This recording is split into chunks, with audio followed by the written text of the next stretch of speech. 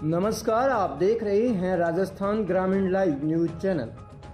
जोधपुर जिले की पंचायत समिति बालेसर ग्राम सेवा सहकारी समिति लिमिटेड बस्तवा के वर्तमान अध्यक्ष सांग सिंह इंदा से राजस्थान ग्रामीण लाइव न्यूज टीम ने खास मुलाकात की। मुलाकात के दौरान श्रीमान अध्यक्ष ने बताया कि कोऑपरेटिव सोसाइटी में किसानों को आ रही समस्याओं का समाधान किया जा रहा है। साथ ही सहकारी समिति में मिलने वाली नैनो यूरिया को लेकर किसान विरोध कर रहे हैं। तो आइए जानते हैं संवाददाता वीर सिंह के साथ खास मुलाकात में अध्यक्ष सांग सिंह इंदा के विचारों को। नमस्कार, आप देख रहे हो राजस्थान लाइव। मैं आपके साथ संवाददाता वीर सिंह। तो आज हम पहुंच चुके हैं दी ग्राम सेवा सहकारी समिति बस्तवा सुंडा के अंदर पंचायत समिति बालेसर जिला जोधपुर। जो यहाँ के नवनिर्वाचित अध्यक्ष हैं वो मेरे साथ जुड़ चुके हैं। तो आज इनसे खास मुलाकात के अंदर बात करेंगे। सांग सिंह जी इंदा, तो इनसे आज बात करेंगे क्या मुद्दे हैं, क्या मसले हैं, किन उद्देश्यों को लेकर चुनावी मैदान में आए थे, क्या कुछ किसानों की समस्या है, कितने टाइम से राजनीति में है, क्या इनका राजनीतिक परिचय है। पहले तो अध्यक्ष साहब, हमारी पूरी टीम की तरफ से आपको बहुत बहुत बधाई हो नवनिर्वाचित अध्यक्ष बनने पे। आपको भी खूब बधाई हो साहब। जी शुक्रिया। तो अध्यक्ष साहब, अब अपने बात कर लेते हैं। पहले तो जो हमारी आज पूरी लाखों की कतार में जो जनता देख रही है, आज आपसे वो जानना चाहती है जो अपना राजनीति परिचय। राजनीति में कितने टाइम से हो? राजनीति में तो हम बीजेपी पार्टी को बिलोंग करते हैं और मैंने अप्लाई किया था पहले पंचायत सदस्य वगैरह के लिए जी। तो पार्टी से टिकट नहीं मिला और उसके बाद हर पार्टी इसी पार्टी को सपोर्ट करते रहते हैं। बाकी मेरा कोई पद इस पार्टी में कोई नहीं था जी। तो जैसे कि अध्यक्ष साहब बात करें, जैसे अपने ऑफ कैमरे के अंदर बात की, आप एक सर्विसमैन थे, अभी एक्समैन हो, तो क्या कहना चाहोगे जो आज आपने पीछे जो एक जवान बन के सेवा की है, देश हित के लिए सेवा की, क्या कहना चाहोगे? मैं 28 साल फौज में एज ए क्लर्क सर्विस किया जी। और 28 साल आने के बाद मैं गांव में हर आदमी को किसी को पेंशन संबंधी कोई प्रॉब्लम होती तो उसको सॉल्व करने की कोशिश करता हूं। जो विधवा पेंशन है उनमें हेल्प करता हूं। किसी की कमी पेशी होती है उसको दूर करने की कोशिश करता हूं। और साथ ही साथ लोगों ने मेरे को ये मौका दिया कोऑपरेटिव का, तो इसमें मेरा विचार है कि मैं ज़्यादा से ज़्यादा लोगों को लोनिंग कराऊं, जमीन का परीक्षण कराऊं, भू परीक्षण, जिससे कि लोगों को पता लगे कि भी इस जमीन में खाद की जरूरत है या नहीं है तो कौन सा खाद चाहिए, इसमें क्या किस प्रकार का खाद चाहिए जी। उसके बारे में लोगों को अवगत कराना, ज़्यादा से ज़्यादा एक मीटिंग रखवाना। जो मेरी बात हुई थी हमारे यहाँ का जो कृषि पर्यवेक्षक है जितेंद्र जी, उनसे बात हुई थी कि आप आओ और हमारे यहाँ कोई मीटिंग रखो ताकि लोगों को जानकारी मिले कि भाई जैसे खास करके जीरा वगैरह की फसल है तो इस टाइम क्या दवाई वगैरह स्प्रे करें, लोगों को जानकारी हो तभी वो स्प्रे करेंगे, नहीं तो वो जीरा खराब हो जाता है। ये अभी जो सीजन चल रहा है फिलहाल जो जीव वगैरह पड़ने की समस्या है, इनके बारे में क्लास वगैरह रखवा करके लोगों को ज़्यादा से ज़्यादा जानकारी देना और लोनिंग करवाना, यही मेरा एम था जी। तो जैसे कि बात करें, अध्यक्ष साहब ने मुद्दे मसलों के ऊपर बात शुरू कर दी। तो अगर अपने बात की जाए, अध्यक्ष साहब है जो राजनीति में ज़्यादा लंबे टाइम से नहीं है लेकिन बीजेपी पार्टी से इनकी विचारधाराएं हैं।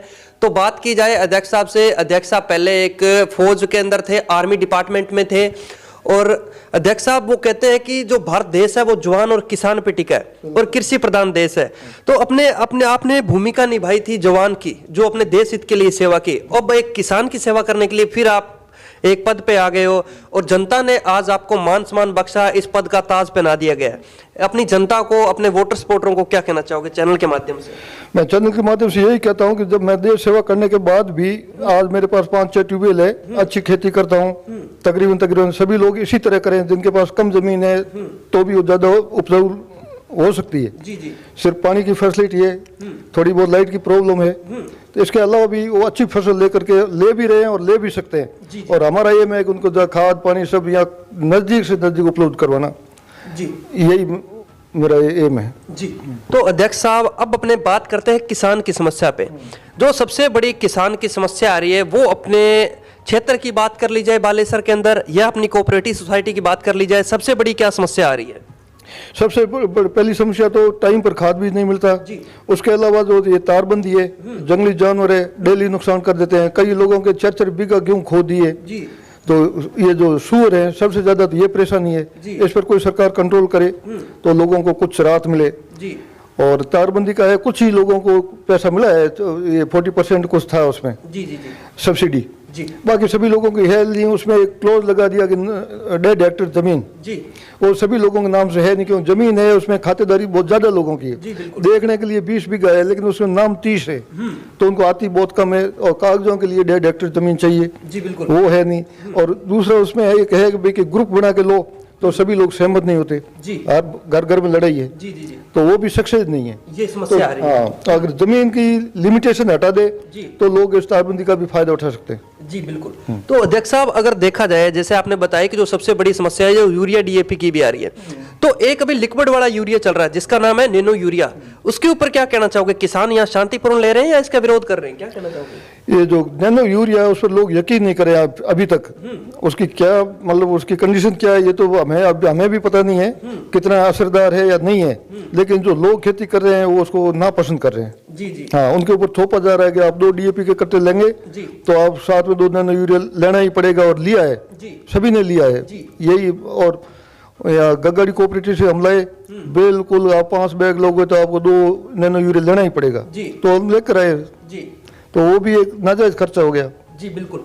जैसे कि अध्यक्ष साहब का कहना है कि जो नैनो यूरिया है ये हमारे किसान पसंद नहीं कर रहे, लेकिन फिर भी उनकी मजबूरी होगी, अगर यूरिया डीएपी लेना है तो वो साथ में जरूर देते हैं कि आपको लेके जाना पड़ेगा। तो अध्यक्ष साहब अब अपने बात कर लेते हैं अगले मुद्दे की ओर, जो इंश्योरेंस का पैसा, जो किसान का इंश्योरेंस का पैसा तो काट लिया जाता है, लेकिन जब बात मुआवजे की आती है उस टाइम क्या लगता है आपको, मुआवजा मिलता है अपने यहाँ? मुआवजा तो यहाँ जो सिंचित क्षेत्र है यहाँ एक बार मिला था उसको करीब 4-5 साल पहले जी। उसके बाद अभी तक किसी को मुआवजा मिला नहीं। और ये जो बीमे वाले पैसे तो चाहे ये KCC है और चाहे कोऑपरेटिव लोन है, अभी तक तो किसी को मिला नहीं है लार पीछे 5-6 साल में जी जी। बिल्कुल मिला ही नहीं है, लोगों को पता भी नहीं मिलना है कि नहीं। और इस वर्ष भी अभी खराबा है, गिरदावरी करके गए, मिलने पर ही पता लगेगा कि मिला है जी बिल्कुल। तो अध्यक्ष साहब अब अपने देखते हैं कि आज एक बार फिर जो अपने जवान और किसान की जो संस्था है उसके अंदर फिर आप एक पद पे हो, और पद की भी मेन गरिमा होती है।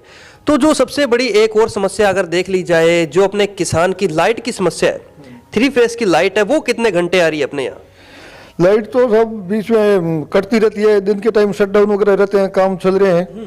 और वैसे 6 घंटे का टाइम है, बीच में 5 घंटे का था, जब ज्यादा पानी की जरूरत थी तो उस टाइम 5 घंटे कर दिया क्योंकि सारे ट्यूबवेल चल रहे थे जी। और उसके बाद अभी 6 घंटे कहने के लिए तो 6 घंटे है, लेकिन उसका कोई कैलकुलेशन है ही नहीं। बीच में 10 मिनट बंद, 15 मिनट बंद, 2 घंटे शटडाउन, फोन करने पर पीछे से कटी हुई है, पूरे दिन चलता ही रहता है। किसान अगर 6 घंटे लाइट देता है तो एक आदमी 6 घंटे में काम खत्म कर लेता है। जब 6 घंटा पूरा करने के लिए अगर 12 घंटे चलाता तो एक आदमी पूरे दिन खेत में ही लगा रहता है, उसको 1 मिनट भी फुर्सत नहीं, कब लाइट आ जाए कब क्या हो जाए, वो इसी तरह पूरे इंतजार में ही रहता है। बिल्कुल बिल्कुल। तो अध्यक्ष समय के अभाव के कारण मेरा आपसे एक लास्ट सवाल और रहेगा, अगर बात कर ली जाए जो अपने ऋणी सदस्य हैं, अऋणी सदस्य हैं, उनकी संख्या क्या आ रही है? ऋणी तो अभी ऐसा इसमें एक जो प्रोसीजर है कि जिसने KCC बना रखा है वो लोग कोऑपरेटिव का लोन नहीं ले सकते, तो मैक्सिमम लोगों ने KCC ले रखा है और कुछ लोगों को ये है, और मिलने के लिए कोई प्रॉब्लम नहीं है, कोऑपरेटिव का लोन खुला मिल रहा है, लेकिन 2 जगह से नहीं ले सकते क्योंकि जमीन उनकी रहन हुई है, तो यही समस्या है, बाकी कोई प्रॉब्लम कोई नहीं है ऋण लेने के लिए जी। तो अध्यक्ष साहब जो अऋणी किसान है वो भी आज आपको देख रहे हैं, आपसे उम्मीद लगा के बैठेंगे जब हमारे नवनिर्वाचित अध्यक्ष बनेंगे हमें भी कोई ऋणी की श्रेणी में लेके आया जाएगा, हमें भी सरकार की कोई जन कल्याणकारी योजनाएं हैं, जो किसान की योजनाएं हैं, राज्य सरकार केंद्र सरकार के द्वारा सहकारिता की योजनाएं आएंगी, हमें भी मिलेंगी, उस पर क्या कहना चाहोगे अपने अऋणी किसानों को? अब मैं जो हमारे अंडर में जितने भी अऋणी है किसान उनको क्लियर बता चुका हूँ कि आप आओ, आपको लोन किसी तरह भी मैं साथ में रहूँगा, लोन दिलवाएंगे। और बाकी कोई भी योजना आती है मैं समय समय यहाँ गांव में कभी भी इकट्ठे होते रहते हैं, बताते रहते हैं उनको कि अभी ये योजना आ रही है, ये आ रही है, तो हर सब्सिडी के बारे में सब कुछ इनको बताते रहते हैं। और बाकी ऑन ग्राउंड तो अभी कम टाइम हुआ, मतलब इतना नहीं हो पाया, लेकिन मेरी कोशिश है कि आने वाले टाइम में अच्छी तरह करेंगे भी, और कोई सब्सिडी वगैरह के बारे में सब कुछ बताएंगे। लोगों ने जानबूझ करके मुझे मौका दिया तो मैं पूरी कोशिश भी करूंगा जी। तो जैसे सर बात कर ली जाए, मेरा आपसे एक सवाल और रहेगा, क्योंकि मेरे को आप एक्टिव अध्यक्ष लगे, मैं बालेसर के अंदर काफी अध्यक्षों से मिल चुका हूं, और बात की जाए तो मैं आगे मिलूंगा भी, और अगर एक्टिव की बात की जाए तो आप में एक्टिव भी हो, और फर्स्ट टाइम चुनावी मैदान में आए थे, सहकारिता विभाग के अंदर आपका फर्स्ट टाइम पांव रख दिया गया जो आपने, तो ऐसे अध्यक्ष भी मिलेंगे, हमने देखे भी हैं, और आगे आज आपको पूरे राजस्थान के अध्यक्ष देख रहे हैं, उनमें से कुछ अध्यक्ष ऐसे भी हैं जो पद पे आने के बाद में कभी कोऑपरेटिव को विजिट भी नहीं करते, जाके भी नहीं देखते। उन अध्यक्षों को क्या समझाइश करवाना चाहोगे एक अध्यक्ष पद के पे होने के नाते? उन लोगों को तो मैं यही बोलना चाहता हूँ कि भाई आप किसानों को हक मार रहे हैं और आप एक्टिव रहें और काम करें और नीचे वालों से करवाएं। अगर ये करवाएंगे नहीं तो हमें 5 साल पद रोकने से मतलब ही कोई नहीं है। जी बिल्कुल। तो गलत है अगर वो ऐसा एक्टिव नहीं है, उनको जानकारी भी नहीं है, सिर्फ पद पर बैठना और कहीं भी साइन कुछ तो अंगूठा करने के लायक ही है, तो गलत है। जी बिल्कुल। हाँ बिल्कुल, पढ़े लिखे आदमी की जगह है तो वही होनी चाहिए, जी शिक्षित होना चाहिए। जी जी, यही कहना चाहता हूँ जी। तो ये मेरे साथ थे सांग सिंह जी अध्यक्ष, जिन्होंने आज अपनी ग्राम सेवा सहकारी समिति अपने क्षेत्र की समस्याओं के बारे में अवगत करवाया। तो ग्राम सेवा सहकारी समिति के नवनिर्वाचित अध्यक्ष बने थे। अध्यक्ष साहब, आज आपने हमें 10 मिनट टाइम दिया, आपका भी बहुत बहुत शुक्रिया। आपका भी बहुत बहुत धन्यवाद, आपने मेरी आवाज लोगों तक पहुंचाई, उसके लिए मैं शुक्रगुजार हूँ। जी धन्यवाद। जय हिंद, जय भारत। देखते रहिए राजस्थान लाइव। मैं आपके साथ संवाददाता वीर सिंह। इसी तरह हम आपको क्रय विक्रय का, मार्केटिंग का रिजल्ट दिखाते हैं और बाद में देखते हैं कि जिला लेवल पे कौन दावेदारी कर रहा है, उसका भी बहुत जल्दी रिजल्ट लेके आपके सामने होंगे। बने रहिए हमारे साथ। जय हिंद, जय भारत।